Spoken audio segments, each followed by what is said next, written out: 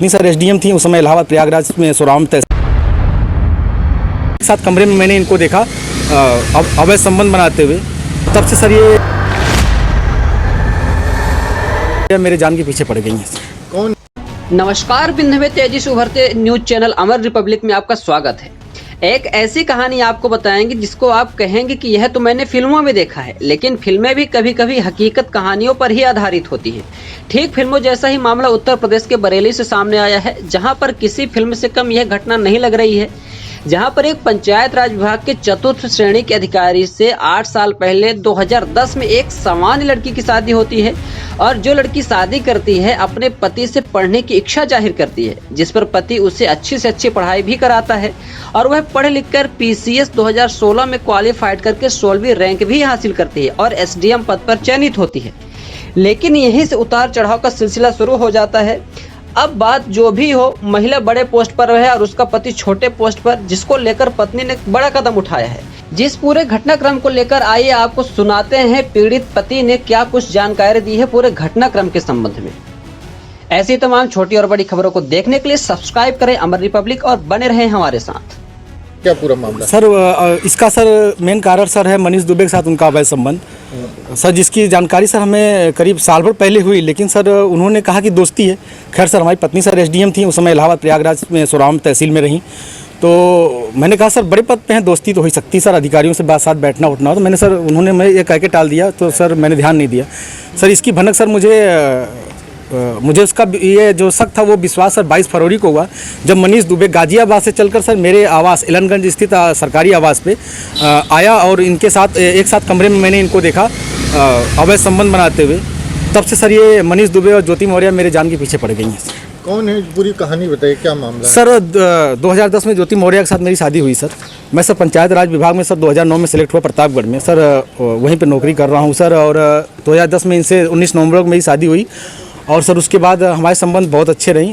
इन्होंने कहा मुझे पढ़ना है सर, मैं इनको पढ़ाने के लिए मैं इलाहाबाद लेके आया और इलाहाबाद में सर द काउंसिल कोचिंग है, वहाँ पे इलाहाबाद की सबसे अच्छी कोचिंग थी। मैंने वहाँ पे किसी तरह सर पिताजी के सहयोग से, भाइयों के सहयोग से और यहाँ तक कि मैंने अपने DPRO साहब के सहयोग से पैसा उधार लेके इनको कोचिंग कराया और सर ये मेहनत भी की सर और सक्सेस भी हुई। 2015 में ये सर SDM पद पे चयन हुई, 16वीं रैंक इनकी आई।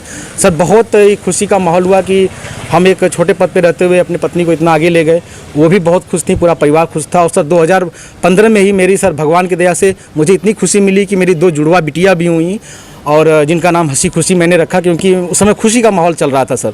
और सर बहुत अच्छा चल रहा था। लेकिन सर 2020 में ये मनीष दुबे जो जिला कमांडेंट होमगार्ड है उसकी एंट्री होती है हम दोनों पति पत्नी के बीच में, और सर घर इतनी तबाही पे पहुंच चुका है कि घर तो टूट ही रहा है, बच्चे तो दूर हो ही रहे हैं, पत्नी दूर हो ही रही है सर। यहाँ तक कि मैं मुकदमा भी मेरे ऊपर हो गया है और मेरी मौत की साजिश भी रची जा रही है।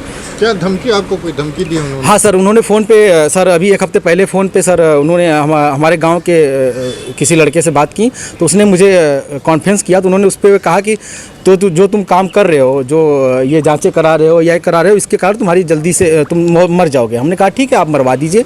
तो मैं नहीं मरवा रही हूँ, जो करवा रहे हो इसके कारण मारे जाओगे। हत्या की धमकी दी है? जी सर हत्या की। और सर उनका भाई सर सचिन मौर्य है सर, वो मेरे घर से सर रखे मेरे काफ़ी जो कुछ पैसे थे, जेवरात थे, वो सर लेके चला गया। मेरे सर उसकी वीडियो बना के भेजा कि मैं लेके जा रहा हूँ, जो करना हो कर लीजिए। और सर मुझे चैटिंग लिख के भेजा है कि आपका व्हाट्सअप सब कुछ गायब कर दूंगा, हैक कर लिया हूँ, जो सेव करना हो सेव कर लीजिए। और सर उसने क्या किया कि मेरी सिम भी अपने पास रख लिया है, रख के यूज कर रहा है। मेरा बैंक अकाउंट है उसमें जुड़ा हुआ है सब कुछ, लेकिन सर वो मेरी जान पे सब लोग तुले हुए हैं सर। क्या वो आपसे तलाक मांग रही है? हाँ सर, उन्होंने मुझसे ऑडियो के माध्यम से कहा है, मुझे अभी तक कुछ ऐसा नोटिस तो नहीं मिला है, लेकिन सर उन्होंने कहा है कि तलाक प्यार से दे दीजिए, बवाल मत करिए, नहीं तो मैं आपको बर्बाद कर दूंगी। आपके DPRO से बात हो गई है, आपको बर्खास्त करा दूंगी, न नौकरी करने दूंगी न जीने दूंगी। आपने इसकी शिकायत कहाँ? सर इसकी शिकायत मैंने सर्वप्रथम सर उसी दिन धूमनगंज SHO साहब से की। उन्होंने मुझे राजरूपुर पुलिस चौकी भेजा, मैं राजरूपुर पुलिस चौकी पे आवेदन दिया, लेकिन सर कोई सुनवाई नहीं हुई। फिर सर उसके बाद मैंने ये 25 अप्रैल की बात है, फिर मैंने 27 अप्रैल को सर उनको ये रजिस्ट्री के माध्यम से सर उनको भेजा, कमिश्नर साहब को भेजा, DM साहब खत्री साहब के यहाँ मैं खुद स्वयं उपस्थित हुआ हूँ। उनसे मैंने बात की कि सर आपके SDM साहब हैं, ऐसा कर रही हैं, तो उन्होंने कहा ठीक है मैं कार्रवाई करवाता हूँ। फिर मैं कमिश्नर साहब के यहाँ गया, कमिश्नर साहब को दिया, पुलिस कमिश्नर साहब के यहाँ उपस्थित हुआ, उनको दिया। फिर कहीं सुनवाई नहीं हुई तो सर मैं डीजीपी साहब के पास गया, डीजीपी साहब ने मेरे बात को संज्ञान में लिया, लेकिन फिर भी सर आवेदन ले लिया गया, कोई कार्रवाई नहीं हुई। उसके बाद सर मैं DG home guard BK Maurya sir के पास गया, उनके यहाँ से मुझे सर कुछ उम्मीद की लौ दिखाई दी, क्योंकि उन्होंने मेरे आवेदन को तुरंत संज्ञान में लिया और टीम गठित कर दी है। डीआईजी इलाहाबाद उसकी जांच कर रहे हैं। मुझे सर कुछ उम्मीद लग रही है कि मुझे कहीं ना कहीं हो सकता है न्याय